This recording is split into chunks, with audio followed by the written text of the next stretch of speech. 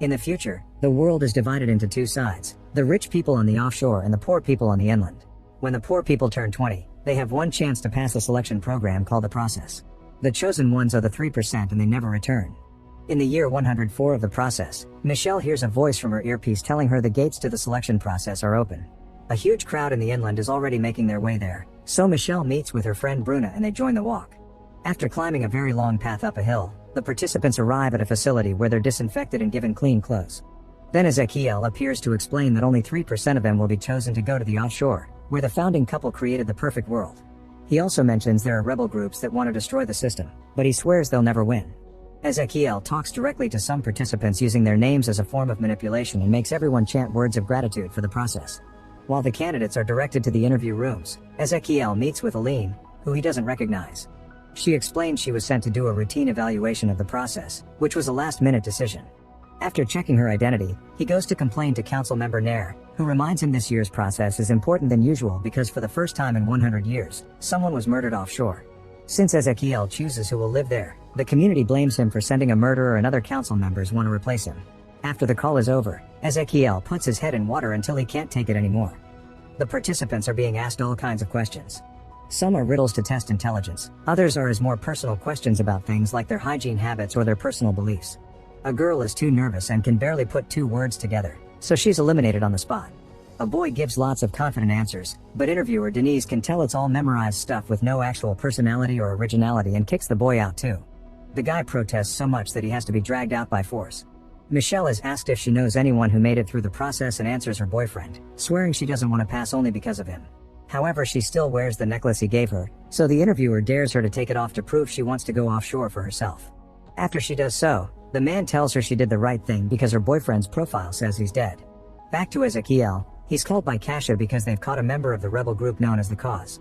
The man is getting tortured for information and he reveals one of the selected participants as part of his group, but he doesn't say whom. While the approved candidates move to the next stage, the angry loser jumps off a balcony to self-delete. The facility workers immediately take the body away and tell the selected group not to worry. Next, all the candidates are scanned to check their registration. Joanna notices that Raphael has a fake registration, but the scanner approves him and he passes to next test.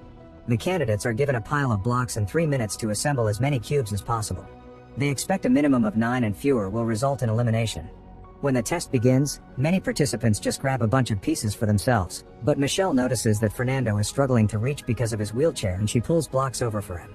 Everyone builds quickly, however many people start panicking when the time is about to run out. Raphael only has 8, so he steals one from his neighbor and the guy gets eliminated instead. Michelle only has 8 too, but Fernando arranges her 8 cubes into one larger cube to make it 9, so she passes. Joanna also passes because she's built 11. During the lunch break, everyone judges Raphael for being a cheater. He starts ranting and approaches a big guy to annoy him, causing the man to start beating him up. Soon other candidates join the beating, but Marco feels bad and makes them stop. After Raphael gets up, Joanna points out he took the beating to get sympathy and asks for an alliance, saying that if he betrays her, she'll reveal that he faked his registration. In the meantime, Ezequiel meets with Denise. He doesn't blame her for the candidate's death, but he still pushes her head in a bowl of water, ignoring Aline's protests. When he takes her out, he explains he does that to himself as a reminder that what they do is life and death.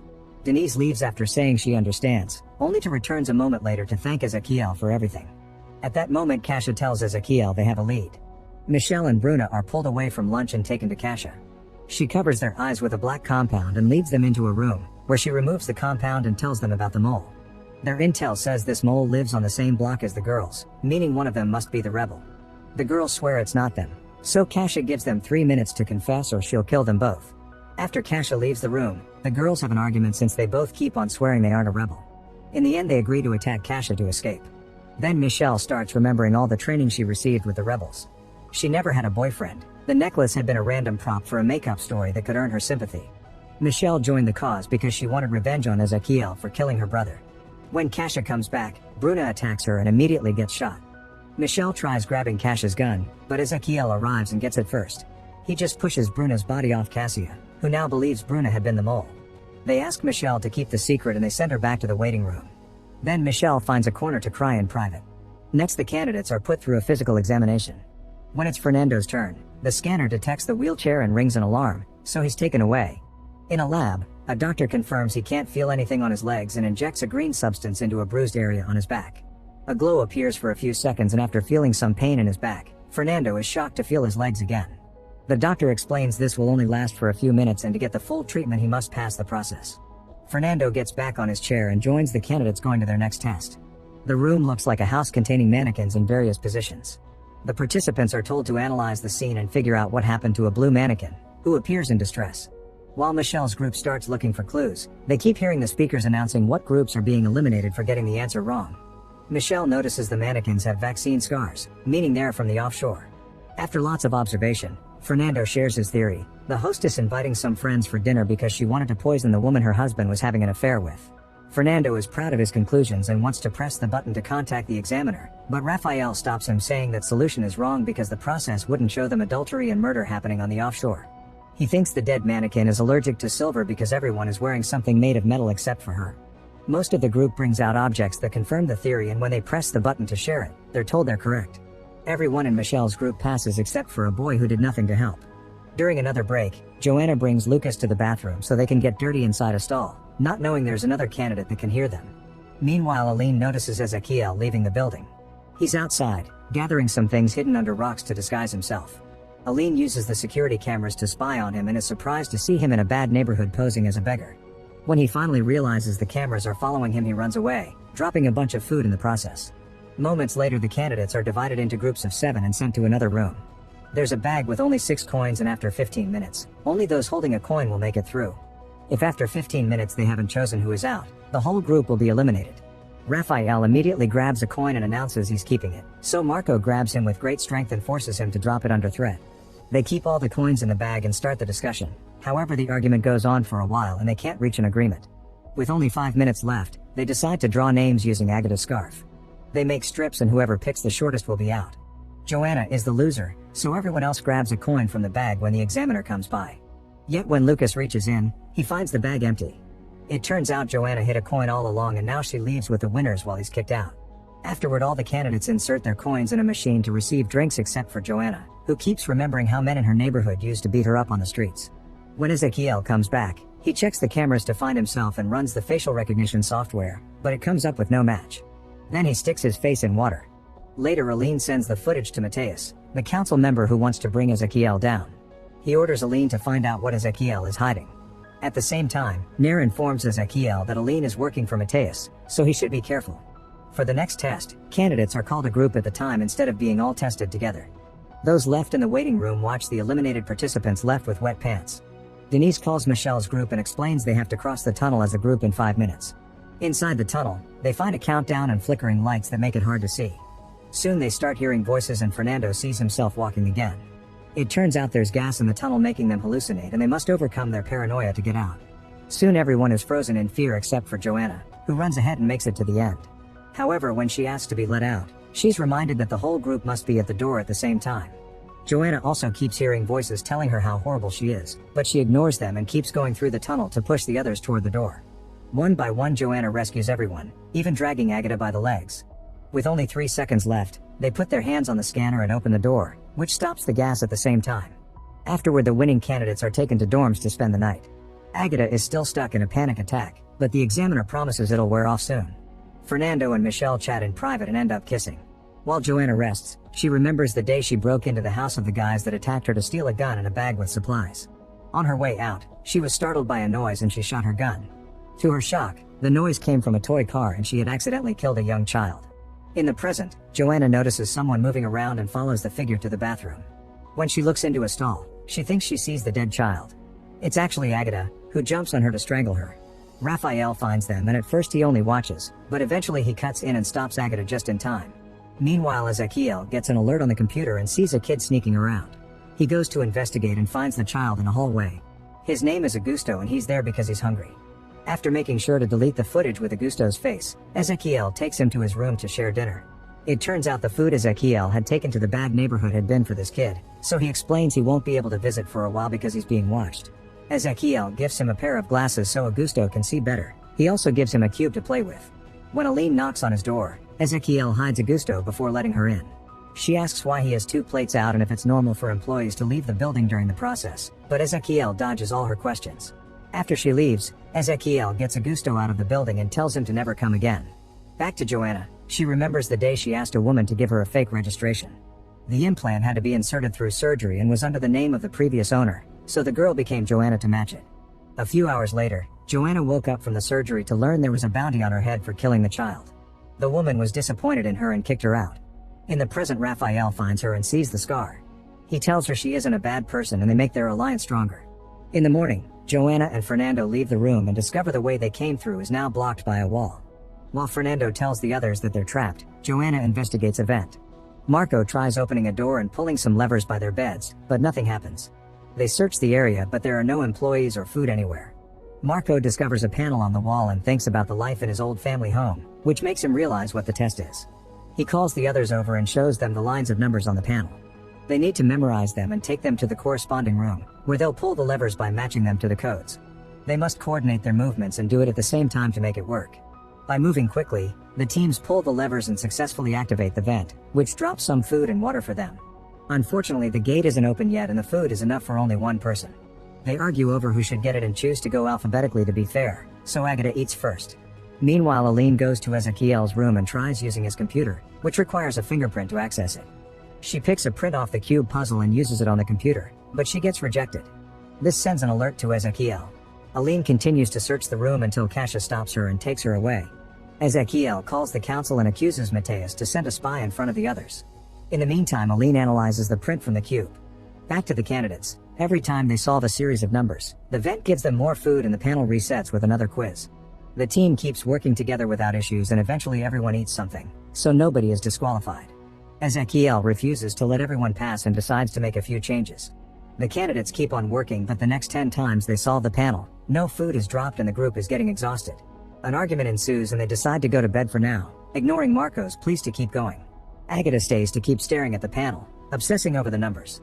At that moment, a bunch of food falls and the candidates run to get some as they push each other. Michelle raises her voice to stop them so they can divide the packets fairly. Marco realizes all this food means the test has changed and they need to find a way to get out. The strongest candidates break some beds and use the pieces to try to force the door open. After lots of effort, they manage to open it wide enough to put a metal bar to hold it. However, the bar is starting to bend and everyone worries about getting crushed, so Raphael crosses first. At the end of a corridor, he finds another door that is also locked, so he has to go back and drop the bad news.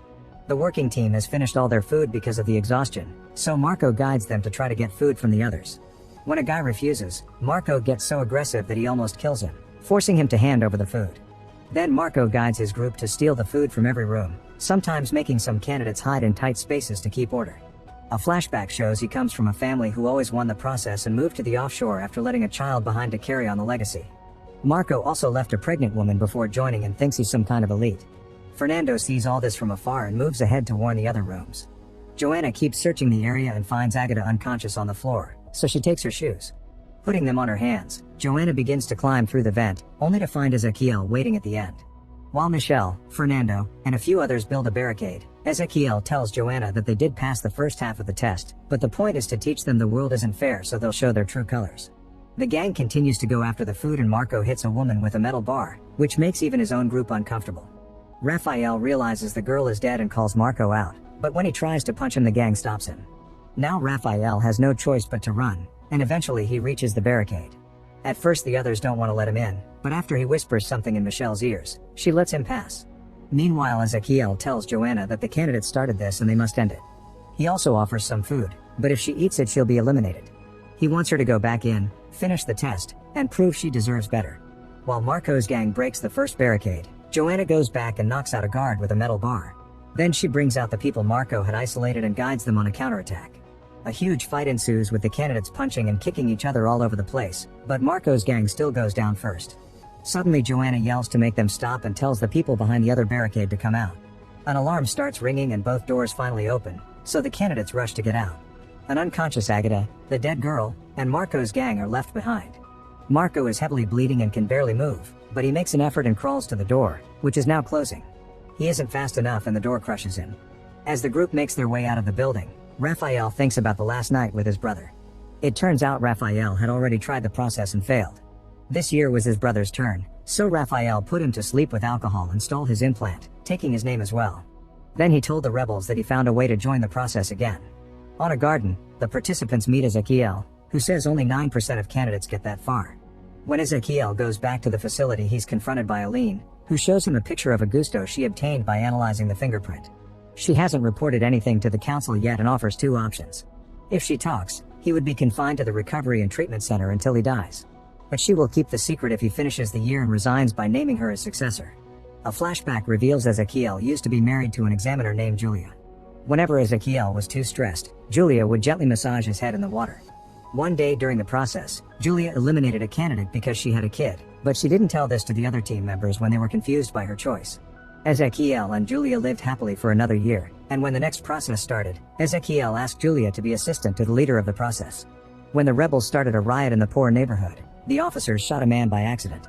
Ezequiel, Julia, and Kasia watched it all on the cameras, noticing a kid looking at the officers from afar. After Ezequiel and Kasia left, Julia took a better look at the child and had a breakdown when she noticed it was Augusto. Later, Julia was sent to deal with a candidate that kept complaining because she was unfairly eliminated, and the girl told Julia it was easy for her because she had everything. This made Julia snap and assault the candidate, kicking her until another employee stopped her. Afterward, Ezequiel told her that working in the process may not be for her, so she should return to the offshore, making her think he wanted to get rid of her. Julia insisted she wanted to stay and there was nothing wrong with her. However, when she was alone, she kept looking at Augusto's screenshot.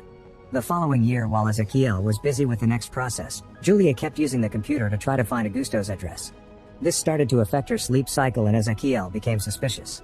One night, Ezequiel checked the computer and discovered Julia had watched the same video 127 times. The next morning, Ezequiel told Julia what he discovered and begged her to talk or he would have to send her to the recovery center. After he promised to keep the secret, Julia confessed that Augusto was her son and she felt guilty because she abandoned him to enter the process. She wanted to see him again, but Ezequiel said it wasn't possible and she had to wait for the kid to pass the process too. A few days later, Julia watched the video again and finally managed to find Augusto's address, so she decided to leave the facility. Ezequiel noticed and ordered the guards to close the gate, but Julia rolled under it just in time. A desperate Ezequiel went after her, quickly catching her and carrying her back. Then he sent her to the recovery center on the offshore. That night, Julia took out the printed screenshot of Augusto and finally gave up. She went to the beach and walked into the water to self-delete. The next day, Nair informed Ezequiel of Julia's death, saying it was the first self-deletion in offshore history. This caused Ezequiel to start putting his head in water. Later, while looking through Julia's stuff, Ezequiel found Augusto's picture, so he dressed as a beggar and went to find him. In an old building, he lured Augusto out with food and showed him Julia's ring, saying it had all his mother's memories. He could only have it when he got to the offshore. In the present, Ezequiel learns from Nair that Aline filed her report with only praise for him. Meanwhile, Michel talks to Raphael in private because he knows she's with the rebels. That's what he whispered to her. He explains he's with the cause too and saw a picture of her at headquarters. They agree to keep each other's secret. Then the candidates are given individual rooms, where they find images of themselves with their families. When the images on the screen disappear, the families show up to visit the participants. Fernando's father confesses that the families are brought under a bribe. They'll get paid if they convince the candidates to leave. Fernando is considering giving up after seeing so much violence and death, but his father wants him to stay. An argument ensues and in the end the father tells Fernando that if he gives up, he won't have a home to return to because he won't take care of him anymore. Fernando has no choice but choosing to stay. Joanna is an orphan, yet she gets a visitor that knocks her out from behind. When she wakes up, she learns the man came to find her to get the bounty on her head, but now he's pretending to be her dad to get the money. If she doesn't cooperate, he'll kill her for the bounty. Joanna says she'll play along, but when the man unties her, she punches him and tries to leave. However, the door is locked and the guy catches up to her, bringing her down to start strangling her. When Joanna tells him to do it because she wants to go to the offshore, the man lets go and explains he was sent by Ezequiel to test her. They had to make sure she didn't join the process only to escape from the bounty hunters, and she's passed the test. Michelle has no family either, so an examiner explains that she has 30 minutes to choose between the money or the process. While thinking about her brother and Bruno, Michelle pours herself a glass of water and accidentally breaks the box with the money. When the examiner returns, he explains the coins aren't real, and Michelle informs him she's chosen to stay. Raphael and his mother have a huge argument because she wants him to take the money to help the family, especially after what he did to his brother, but he refuses. In the end, his mother slaps him and leaves. On her way out, she yells that Raphael betrayed his own family. He watches her go and notices a few candidates did choose the money. In the meantime, Ezequiel brings the cube to Augusto and says goodbye. He won't come back ever again, so from now on Augusto has to take care of himself. When he returns to the facility, he tells Kasia that Aline is blackmailing him, but doesn't share the details. After the test is over, the remaining candidates are told they'll be summoned individually from now on. While waiting, Fernando visits Michelle and they end up getting dirty. When the interviews begin, Joanna is first on the list, however her quitting test was the replacement for her family test, so she's already passed. Michelle is next. She's given a special outfit and told she has to convince a couple to sign their child up for the process when the time comes. However, when she enters the room, Michelle finds Bruna's parents and Cassie tells her through the earpiece that she must tell them about Bruna's death. After some hesitation, Michelle tells the parents that Bruna died in an accident, causing them to cry. Then Michelle says she's there to apologize in name of the process and still tries to convince them to sign up their other daughter, which makes them very angry. When they try to leave, Michelle confesses her brother died in the process. She cries as she describes how he died in the process, and for many years, she hated the system. But when she joined the process, she realized she was doing this so his death wouldn't be in vain. She thinks Bruna's sister could do the same, and the parents agree to sign her up. Michelle passes her test, and when Kasia asks about the story, she pretends she made it up. Meanwhile, Fernando is challenged to come up with a new test for the process in 30 minutes. When the time runs out, he shares his idea. Candidates need better motivation, so they should be tested without knowing they are. An examiner would come up with a lie to make them choose between the process and something important, like a parent dying. This idea allows Fernando to pass. Raphael must project some images on opposite walls at exactly 6 p.m. Since the controllers are at opposite ends of the hall, he must convince another candidate to help him. He tries asking the first guy he sees, but he's been eliminated. Next he goes looking for Joanna, who agrees to help him if he confesses why he faked his registration. She tells him the administration already knows about her and she's been forgiven, so she'll help if his reason had been forgivable too. Raphael refuses to tell her, so he tries Fernando next. When Fernando turns him down too, Raphael tells him to do it for Michelle and shares they're both rebels. If Fernando snitches on them, they'll both be killed. Fernando has no choice but to help him, and at 6 p.m. the images successfully appear on the walls at the same time, so Raphael passes as well. When Michelle returns to her room, she retrieves a glass shard from the trash can and uses it to remove a poison capsule from her hip. While closing the wound, she remembers how a rebel had given her the capsule, explaining she had to swallow it if she got caught. Instead of taking it, Michelle brings the capsule with her as she joins the others at dinner. She approaches Ezequiel and thanks him for the process with a hug, which gives her the chance to put the poison in his drink. Before Ezequiel can take a sip, he's approached by the examiners to have a chat and the glasses mix. When they finally drink, an examiner ends up poisoned instead and he collapses on the ground. He's immediately taken to the doctors, but they can't do anything and he dies. The doctors run some tests and confirm the poison in the guy's blood, so Ezequiel begins reviewing the security footage. Meanwhile, Raphael tells Michelle he saw what she did and that Fernando knows about them. Michelle goes to talk to him, but Fernando assures her he'll keep the secret. He doesn't care about the offshore anymore, he only cares about her. At that moment an alarm rings and the candidates are told they must remain in the hall until further notice. Then Michelle asks Raphael to get rid of her empty capsule, but suddenly Ezequiel arrives with guards, so Raphael can only throw it off the balcony. One by one the candidates are interrogated in private, and Joanna starts to think this is a test. When it's Fernando's turn, he swears he knows nothing, but Ezequiel notices he's nervous and explains that if Fernando is protecting someone, he'll be considered an accomplice. Michelle is called next and Ezequiel shares a drink with her. He also notices her wound, so she pretends she was mugged before she joined the process. Ezequiel shows her a video of the body and the widow crying over him, but it doesn't break her and she keeps swearing she knows nothing, so she's freed. On her way back, Michelle starts feeling sick. Fernando finds her and helps her calm down when she considers handing herself in. It seems Ezequiel's drink had a truth serum, but thanks to Fernando's help, Michelle stays in the corridor. Afterward, Ezequiel tells the council that Aline did it. While the guards arrest her, Ezequiel shows security footage of the moment she poured him a drink. He also shows a video of the rebel they captured a few days ago, who pretends Aline has been working for the cause all along. Aline is given a chance to speak and she tries to share the dirt she has on Ezequiel, but Nair has hacked into her files and replaced them with her praising report.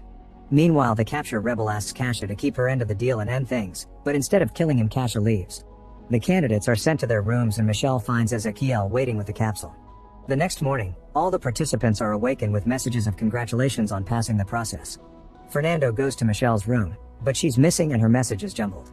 At that moment, Ezequiel tells him Michelle has been eliminated, so Fernando announces he wants to quit.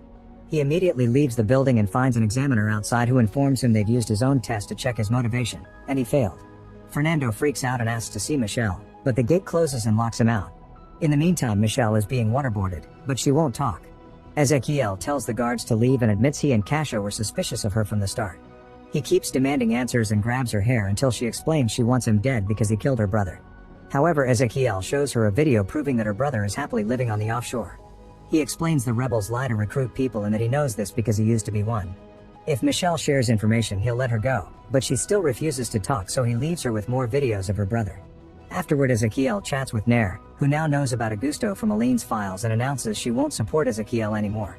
The winners are sent to the garden to go through purification. However, Kasia takes Joanna to an office. At the garden, Ezequiel announces that the candidates must get a vaccination that will sterilize them. There are no children on the offshore because heredity was the biggest injustice that sustained the old world. There's only one true path to a superior society, and that's merit, which is evaluated by the process. The winners are given a few minutes to think about it because they can still choose to leave. Raphael watches how most candidates go through purification, and after lots of hesitation, he agrees to take the vaccine as well. Ezequiel visits Michelle again after she spent hours watching videos of her brother. He tells her she should get revenge for the actual dead people like Bruna and the poison examiner, who were killed by rebel plans. Michelle finally gives in and tells Ezequiel where she was supposed to meet her rebel handler if she got eliminated. Soon a bunch of guards show up at Michelle's neighborhood and arrest her handler. Pleased by these results, Ezequiel gives Michelle the vaccine and welcomes her to the offshore, explaining only a person that has been on both sides can be certain of their convictions. She'll have to spend some time in the recovery center first, but her brother can visit her there. Ezequiel asks if there are other rebel spies, but Michelle says there aren't. Afterward, Ezequiel meets with Joanna because he has a final test for her, saying she has potential to be more than an ordinary citizen.